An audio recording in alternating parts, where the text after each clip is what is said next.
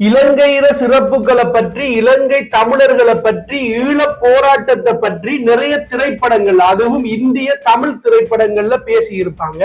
ஆனா மட்டக்களப்பை பற்றி வேற திரைப்படங்கள்ல பேசியிருப்பாங்களான்னு சொல்லி எனக்கு தெரியாது. ஆனா திருட்டு பயலை என்று சொல்லி ஜீவன் நடித்த ஒரு திரைப்படத்துல அழகான வசனம் ஒன்று விவேக் சார் பேசியிருப்பாரு.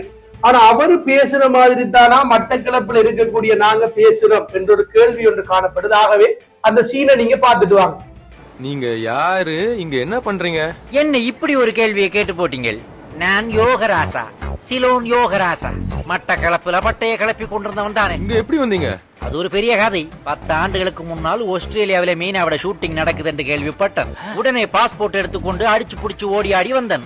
பிரியப்பட்டவங்களை பார்க்க போகையில் வெறுங்கையில் போக கூடாது தானே. அதனால டெட்டி பேரொண்டு வாங்கி கொண்டு போனேன். சந்தோஷப்பட்டாங்களா?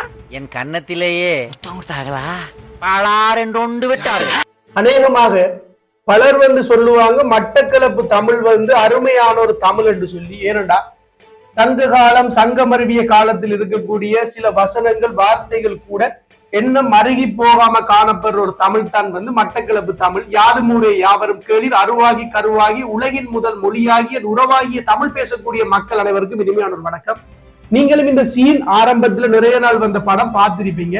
ஆனா உங்களோட மனசுல இப்படியான ஒரு ஜோசன் ஒன்று வந்திருக்குமோ தெரியாது. பாருங்க, இப்ப நம்ம பேசியிருந்தா, இப்ப மட்டக்களப்புல இருக்கிறார்கள் உண்மையாவே இப்படி ஒரு சீன்ல போய் பேசியிருந்தா இப்படி பேசியிருப்போம்.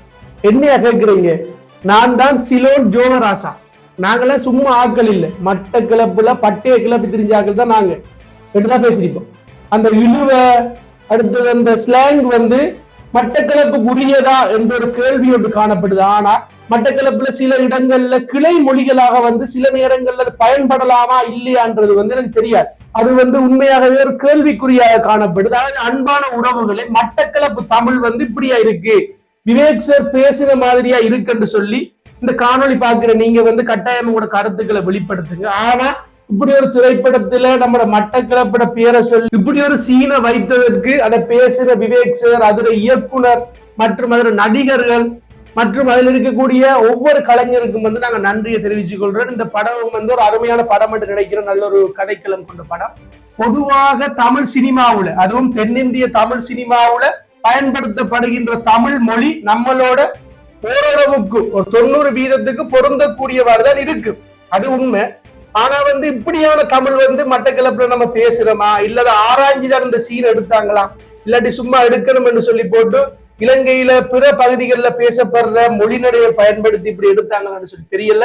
ஆனா அன்பான உறவுகள், நீங்களும் வெளிப்படுத்துங்க. வீழ்வது நாமாயினும் வாழ்வது தமிழாகட்டும். தமிழர்கள் எப்பயும் ஒற்றுமையாக இருக்கணும் என்றதை வலியுறுத்தி நன்றி.